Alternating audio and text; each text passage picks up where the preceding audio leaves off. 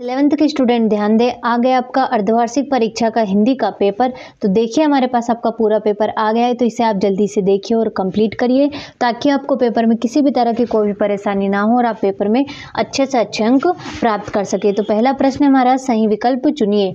हिंदी कविता का जागरण काल किस युग को माना जाता है? तो भारतेंदु युग को। अगला है, कबीर ने कुम्हार को किसका प्रतीक माना है? तो ईश्वर का। खड़ी बोली गद्य की प्रथम रचना है? तो गोरा बादल की कथा है। बेबी हालदार घर के मालिक को इस नाम से पुकारती थी? तो तातूश। संचार शब्द का उत्पत्ति चार धातु से हुई है जिसका अर्थ है चलना। अगला हमारा, झोला है एक तद्भव शब्द है। तो इस तरीके से हमारा पहला प्रश्न आंसर सहित कंप्लीट हुआ। अब देखते हैं हमारा दूसरा प्रश्न, जो कि है रिक्त स्थानों की पूर्ति कीजिए। आदिवासियों में शराब पीने की बुरी लत बढ़ती जा रही है। कवि पास का पूरा नाम अवतार सिंह संधू पारा था।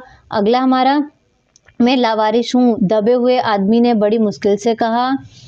मरुभूमि में रेत की सतह से के नीचे खड़िया पत्थर की एक पट्टी चलती है।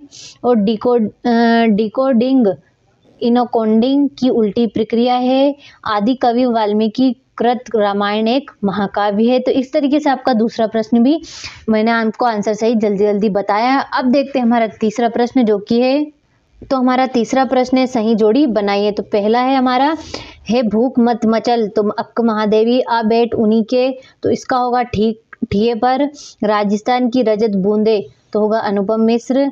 यूएआई तो इसका होगा हमारा दैनिक समाचार हेतु एजेंसी। मुक्तक छंद तो केचुआ छंद होगा।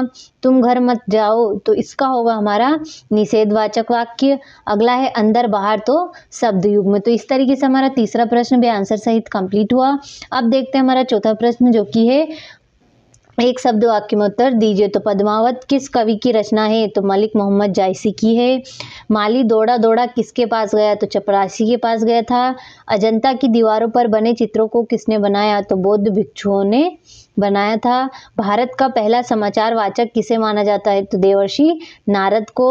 अगला हमारा, किस कवि की पहचान एक बिंब धर्मी कवि के रूप में है? तो शमशेर सिंह बहादुर की। जहाँ कारण के होने पर भी कार्य ना हो वहाँ कौन सा अलंकार होता है? तो विशेषोक्ति अलंकार होता है।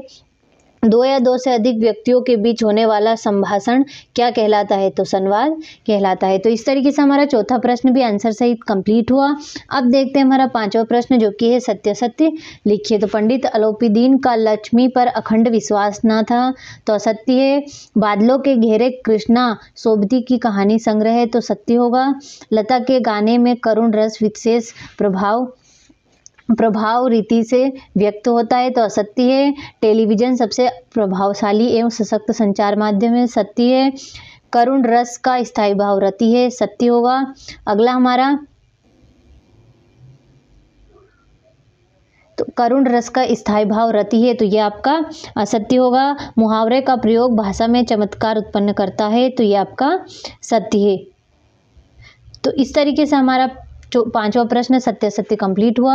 अब देखते हैं हमारा छठा प्रश्न, जो कि है भक्तिकाल को हिंदी साहित्य का स्वर्ण युग क्यों कहा जाता है? मायके आई बहन के लिए कवि ने घर पर परिताप का घर क्यों कहा है? इस तरीके से आपको सारे प्रश्नों को अच्छे से कंप्लीट करना है ताकि आपको पेपर में किसी भी तरह की कोई भी परेशानी ना हो और आप पेपर में अच्छे से अच्छे अंक प्राप्त कर सके। तो इन सभी को आप जल्दी से देखिए और कंप्लीट करिए। तो जल्दी जल्दी कंप्लीट करिएगा क्योंकि हमारे पास टाइम बिल्कुल भी नहीं है और हमारा पेपर नज़दीक आ गया, इसलिए जल्दी से कंप्लीट करिए। ये हो गया हमारा 22वां प्रश्न और ये हो गया आपका 23वां प्रश्न। तो इसे जल्दी से देखिए और कंप्लीट करें।